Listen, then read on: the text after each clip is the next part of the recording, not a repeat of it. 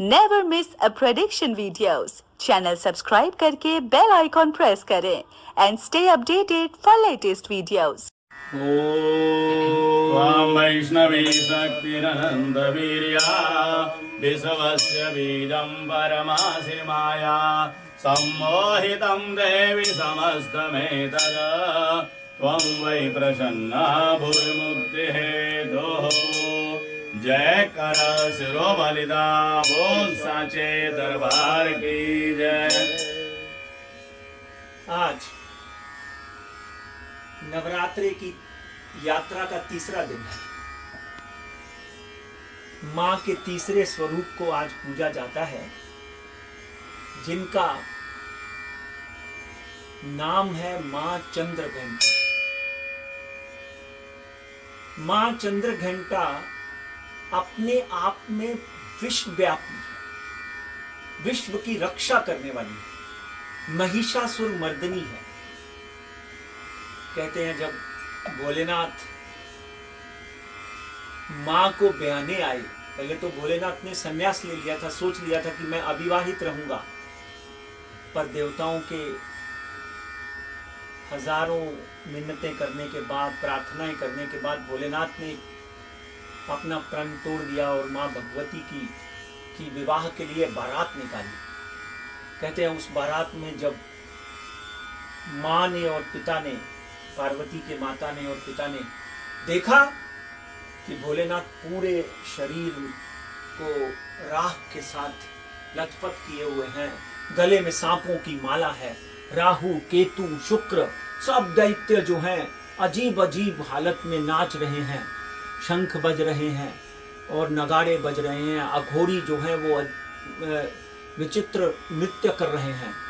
तो सब जो हैं पार्वती की माता और पिता घबरा जाते हैं और मां पार्वती जो है वो अपने पति की इस तरह अवहेलना देखकर घबराई हुई रुद्र रूप धारण कर लेती हैं।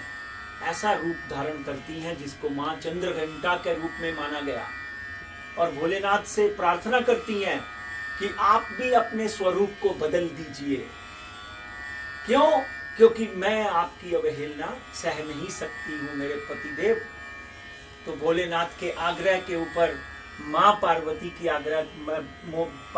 आग्रह के ऊपर भोलेनाथ अपना स्वरूप एक सुंदर युवक, एक सुंदर राजा के रूप में बदल ले देते हैं, और जितनी बारात होती है वो राजा महाराजाओं की बारात बन जाती है। और उस वक्त मां जो है सुनहरे रूप में आ जाती है। मां का वो स्वरूप देखकर भोलेनाथ जो है विवाह करते हैं, और उसी विवाह को शिवरात्रि भी कहा जाता है। कहते हैं जब स्वर्ग लोक के ऊपर देवताओं को परास्त करके महिषासुर ने राज करना शुरू कर दिया, तो उस वक्त सारे देवता जो हैं बहुत अति भयभीत हो जाते हैं। तो वो सब जितने देवता हैं भोलेनाथ के पास जाकर प्रार्थना करते हैं कि महिषासुर ने हमारे देवलोक के ऊपर, स्वर्ग लोक के ऊपर राज कर लिया है और सबको बाहर निकाल दिया है, आप हमारी सहायता करें। सभी देवताओं की कृपा से, सभी देवताओं के आग्रह से, प्रार्थना से भोलेनाथ जो है मां भगवती को प्रार्थना करते हैं, और कहते हैं कि भगवती अपने सुनहरे रूप में जब आती हैं तो 10 भुजाओं में चंद्रघंटा का रूप ले लेती हैं।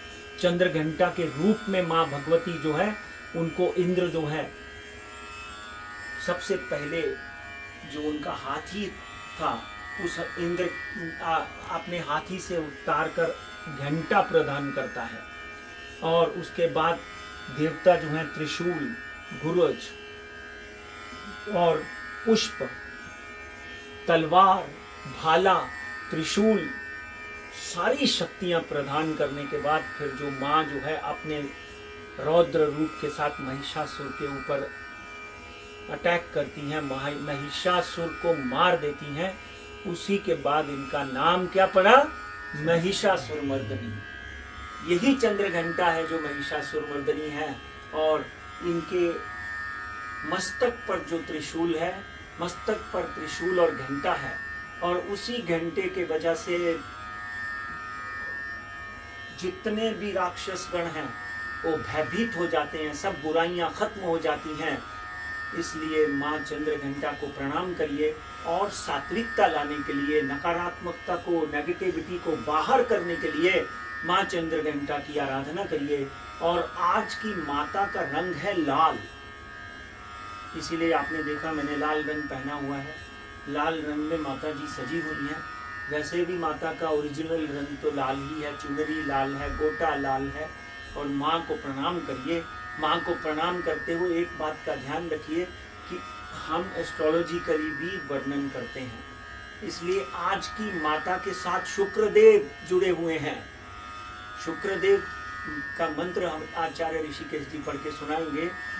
हेमकुन्दमृणालाभं दैत्यानां परमं गुरुं सर्वशास्त्रप्रवक्तारं भार्गवं प्रणमाम्यहम्। शुक्र क्या है? ऐश्वर्य है। शुक्र क्या है? डायमंड है, फिल्म्स हैं, प्रॉस्पेरिटी है, सुख है, सुविधा है, प्लेजर है। तो सुख का दान माँ से आज मांग लीजिए। और शुक्राचार्य जो है वो कौन है? देवताओं के गुरु, दैत्यों के गुरु, दैत्यानां परमं गुरु। सो सब दैत्यों का भी सर्वनाश करने वाली माँ चंद्रघंटा को शत शत प्रणाम करते हैं। विश्वेश्वरी त्वं परिपासि विश्वं विश्वात्मिका धारयसीति विश्वं विश्वेशवन्द्या भवति भवन्ति विश्वाश्रयाय त्वयि भक्ति नम्राः। तो आज भक्त जो है तीसरे नवरात्रों में मणिपुर चक्र में प्रवेश कर जाता है। ये शरीर की पूरी जो व्याधियां हैं वो चक्र क्लींजिंग से खत्म हो जाती हैं। मणिपुर चक्र जो है वो सोलर प्लेक्स जो है, आपकी जो नाभि है उससे शुरू होता है। सोलर प्लेक्स का मतलब क्या है?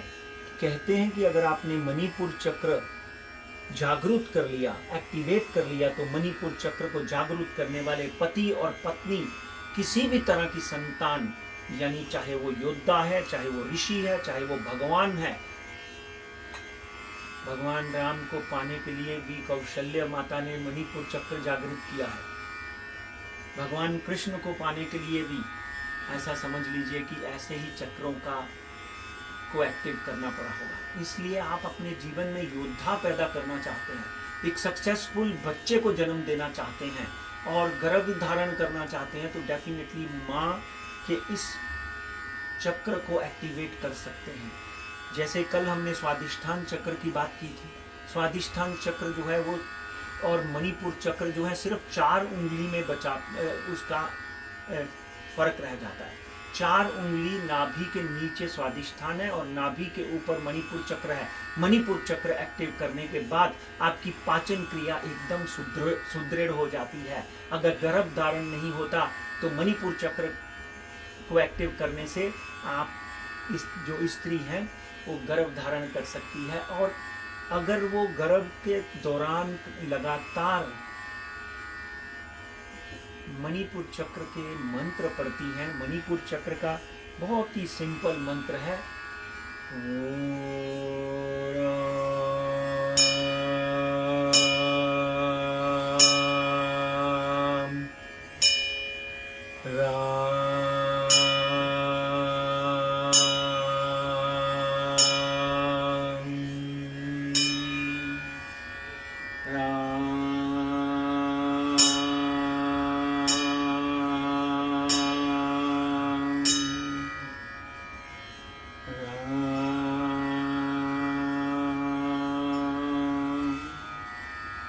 तीसरे नवरात्रि के दिन येलो यानी इस चक्र से जो ऊर्जा उठती है वो पीली ऊर्जा उठती है। पीली ऊर्जा उठते ही आपके जीवन में सकारात्मकता बढ़ जाती है।